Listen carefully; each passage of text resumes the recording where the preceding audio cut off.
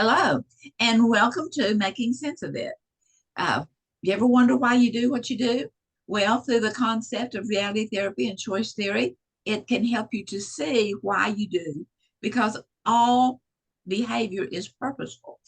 So today, our speaker is Dr. Robert Martin, and he is going to be talking with us more about thinking about what we think about so that we can be more productive in our actions. So welcome everyone. And Robert, hello and welcome. We're ready for you to Morning. take us We're away. going to be talking about planning, actually. So, yeah.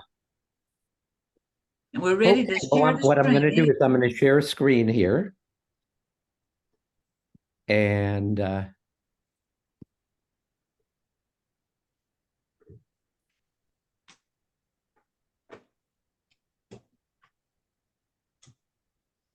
okay.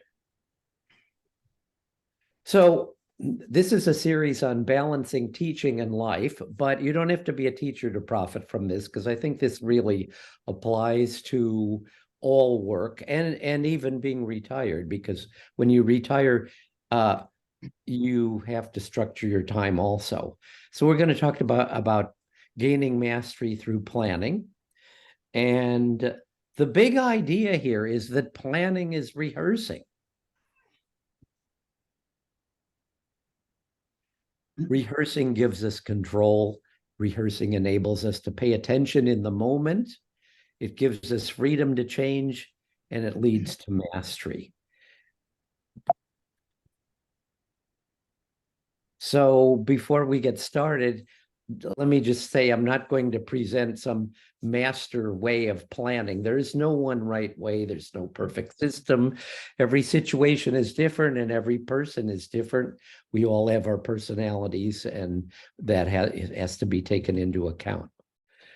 Also, planning is not becoming an efficiency expert or scheduling every minute of the day. That's no fun. Or doing more and more things in less time. I've read all kinds of stuff on planning, and it all included these things, and I don't think I ever achieved them. And so it was like, this is not for me. Then I guess the next thing, the big thing, I think particularly for teachers, is that we tend to resist planning, particularly if you find that planning is being required by other people. For you to plan, then yeah, we resist. We don't like doing stuff that's not what we want to do. Also, plans take time and they don't often work out. So these are all good reasons for not planning. And also, plans can make us uncomfortable. And so we want to deal with resistance. So how do you deal with resistance? Well, I would say this is true for all behavior, and that is you basically take steps that are so small and so doable that they seem ridiculous. It's like, well, that's too easy. It's like, no, if it's too easy, then you're not going to resist it. So yeah, that's a good place to start. Another thing in planning that works for me is just putting things on the back burner. You kind of have, well, I need to plan X, and then you have when you think of something, you write it down and you just have it in the back of your mind. Another that works really well, that I've used with a lot of people, is making a 10-minute commitment. I'm going to sit down and work on this for 10 minutes. Or if that's too much, then I'm going to sit down and work on this for 1 minute. And then the point is you're going to work on something that you've been avoiding. And boy, there are things that I've avoided for literally months, and I'm not getting anything done on them, and I need to plan. A plan can also be something we do on the fly in a hurry. You don't always have to do it. It doesn't have to be a big deal, because we resist big deals. We tend to freak out. So here's a story. This is a notebook on the right. This is a little notebook that I prepared some decades ago. and it's made for handling 4x6 note cards. Had been hired not as a teacher exactly, but to do it actually as a leader of a 2-day workshop for first line supervisors in Seymour, Indiana. And these are people who were basically working at factories. And so they were probably maybe in charge of 10 people, and they're on a factory floor. So, these are not college people. These are people who want practical stuff. They're not going to listen to me for 2 days. So Jim Wagner, who had hired me at Purdue to do this 2-day workshop, said, well, give them a burst of information and then have them do something. And I've adopted this not only for working with adults, but for working with people of all ages, working with students of all ages. And because this gives you a chance to connect and involve them in working. And that's what I'm going to be presenting at the conference. So here's an example activity, and it was on praise and criticism. I did a bunch of these, and mainly I'm here to show you that this was not perfect. I wrote it out, and then revised it and put holes in the card. I made a bunch of these and organized them for the 2 days that between my bursts of information, we would do these activities. And hey, they weren't perfect, but they worked, and we got very positive reviews. I think people really appreciated being active. One woman who was one of the supervisors, she said something like, oh, my admiration for you just won't quit. And I thought, it's like, well, that's because you're the one doing all this stuff. I'm not standing up there doing all this stuff. You guys are involved, and that's making all the difference. So one of the reasons why planning doesn't work for having a perfect way of doing all plans is that planning can take place at different scales and different levels of complexity. And I'll give you a couple examples that'll also get into this idea of how planning is rehearsing. And by the way, I had to learn all this stuff the hard way by basically not doing a good job as a teacher. So one of the things I love doing is hiking. And we enjoy if we come to a stream and it's like we have to go across the stream and there are a bunch of rocks there. And so I stand on one side and see, oh, I have to plan out where I'm going to step. And it's literally rehearsing mentally. Am I start on my left foot or my right foot? And then where is each foot going to go? And maybe this only takes 30 seconds, but literally it's visualizing what's going to happen and then doing it. And I can't remember ever falling in. Well, okay, maybe occasionally I've gotten a wet foot, but mostly it works pretty well. So that's a simple idea of planning as rehearsing. Here's some more examples. Just thinking about what you're going to do today, or planning a paper or a presentation or a course you're going to teach, a book you want to write, how to learn how to play the guitar. Some of these take literally years of experience and for me, I keep revising how it is that I go about planning to play the piano so that I do a better job at learning, so I'm more efficient. And my teacher is really good at helping me with that. So one of the things, when we finish today, I will probably sit down and start working on the next presentation, because I need a month to get ready for these things. And I start as soon as I finish one, then I start on the next one. So I usually have enough projects that I can't do them all at one time. And I have way more projects to do than I can ever get done in a week or a day. And so the way I manage those is using short blocks of time to push important projects ahead each week and using deadlines if I need to. And that's a good way to plan things.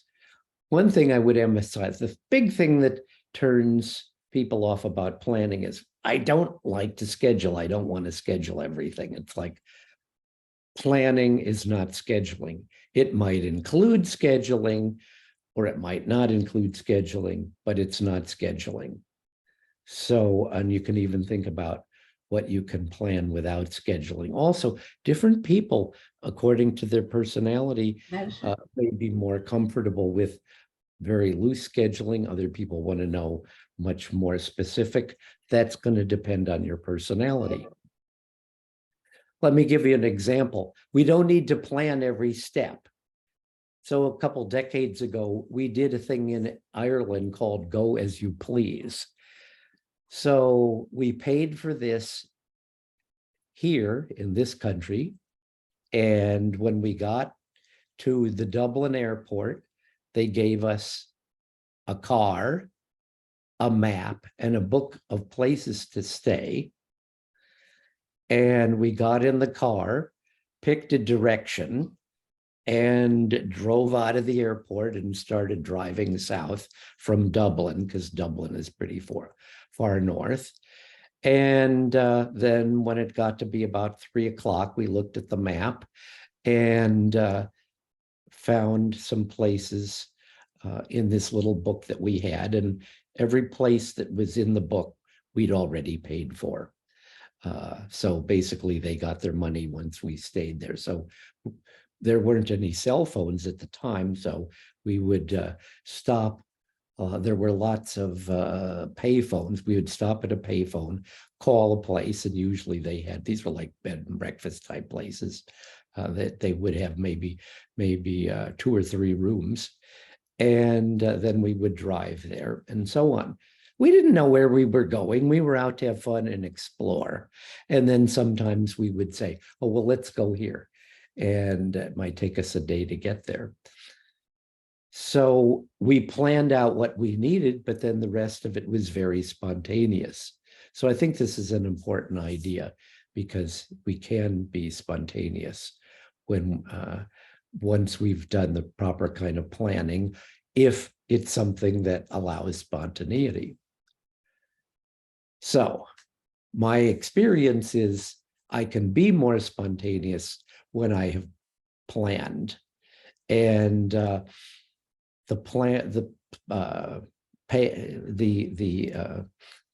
Go As You Please plan worked out perfectly. We had everything we needed.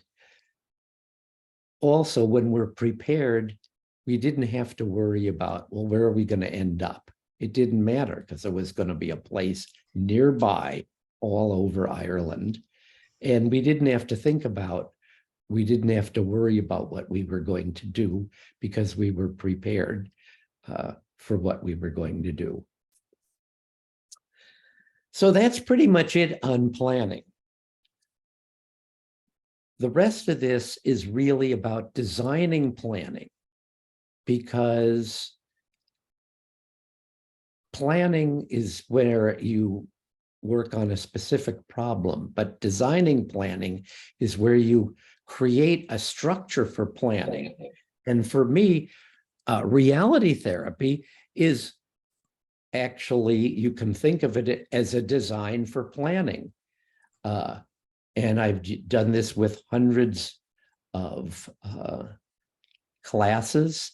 I've done it with hundreds, I should say hundreds and hundreds of, or thousands of students and hundreds of clients.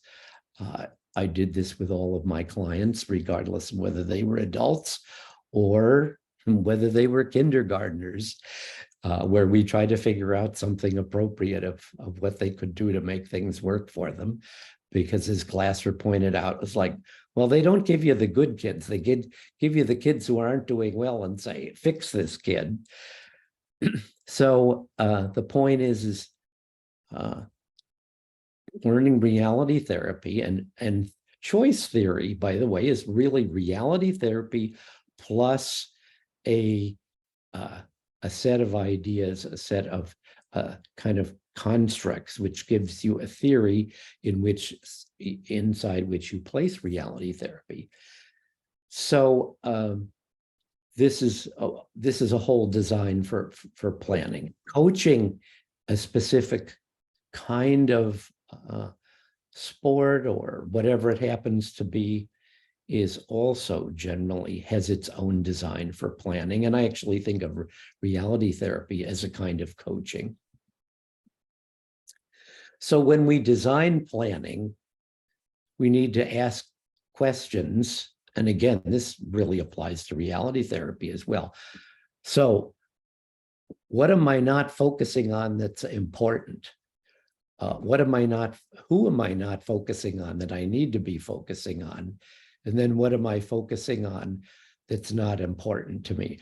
I put this in a negative way. I usually try to make everything positive, but I put this in a negative way because we usually are able to think of the negative things first. It's like we're much more able to think about, well, what's not going well then? Well, what do I need to be doing to get it to go better? So designing planning is going to be very different for different kinds of tasks in different areas of your life. And like one of the things, okay, here's something that's really simple. So my wife and I go to a coffee shop every morning, and that's where I work on we both work on our projects. So one of the things we did for designing our planning was that we would spend part of the time just visiting with each other as a little romantic coffee date, and not just walking in and working on stuff and then walking out. So when do you need to schedule? I don't emphasize scheduling, but scheduling can be important. First of all, I think you need to do the minimum amount of necessary to meet your goal. For example, I work on projects in the morning, so I have a block of time to work on them, and I might get there at 9, I might get there at 9:30, depending on what has to be done at home first, and then we go and I work on projects for as long as I can stand it. That didn't always work for me because I had very busy schedule when I was working. So I would have to plan out 10 minutes at a time where, okay, I'm going to schedule in whenever I have a free 10 minutes, I'm going to work on X. You also need to schedule activities that affect your physical and your mental health, like sleeping and waking. Scheduling those actually work out much better for our health and much better. I don't schedule a time for exercising, but I schedule the idea that I'm going to try to exercise something every day, even if it's just walking or whatever. When we go to the Walmart, for example, we park at the farthest possible place away from the store so that we're required to walk a good long block to get into the store and to get out of the store. So that's not exactly scheduling, but in a way it is. And then not everything has to be scheduled, as I already explained with my vacation. So you schedule the events that require the scheduling, and then you can be spontaneous the rest of the time.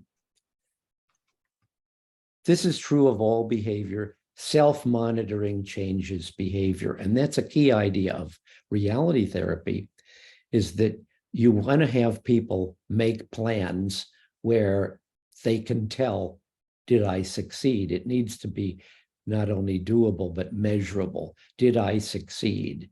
So we always want to be making plans where we're self-monitoring, which people don't like to do. I don't want to know that I'm failing, so that makes me uncomfortable.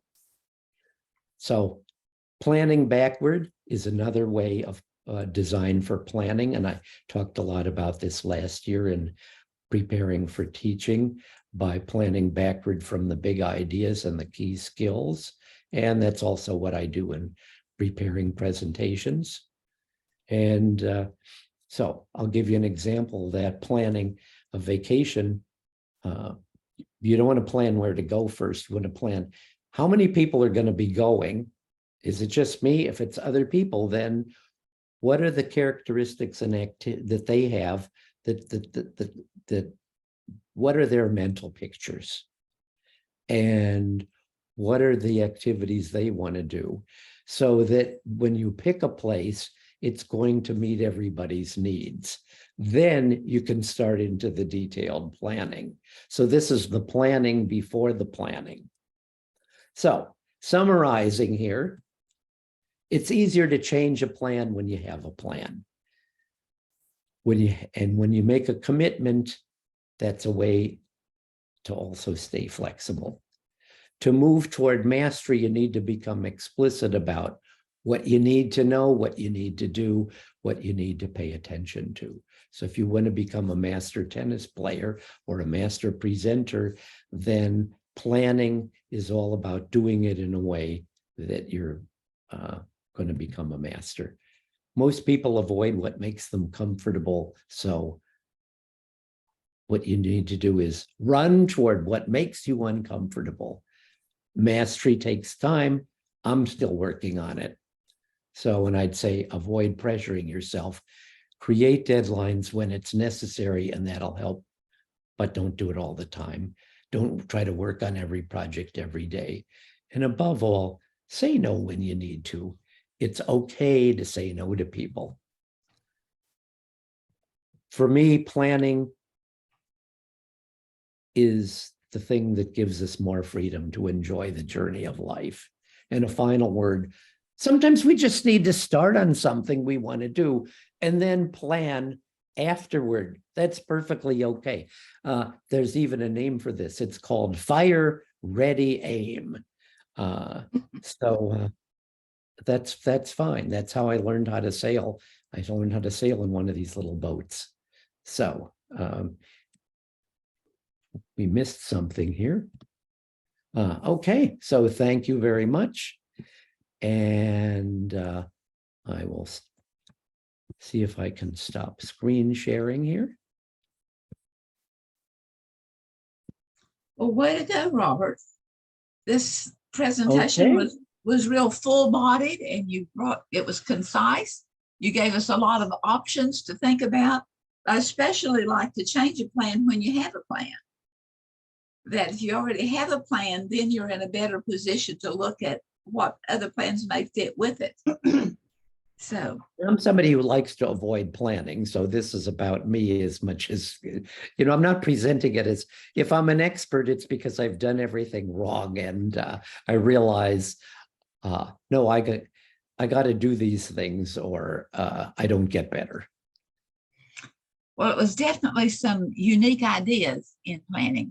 And we will close out the airways so others can watch this later and get your vital information. And we will talk with the people that are here with us to answer their questions. So thank everyone for being here, and many blessings.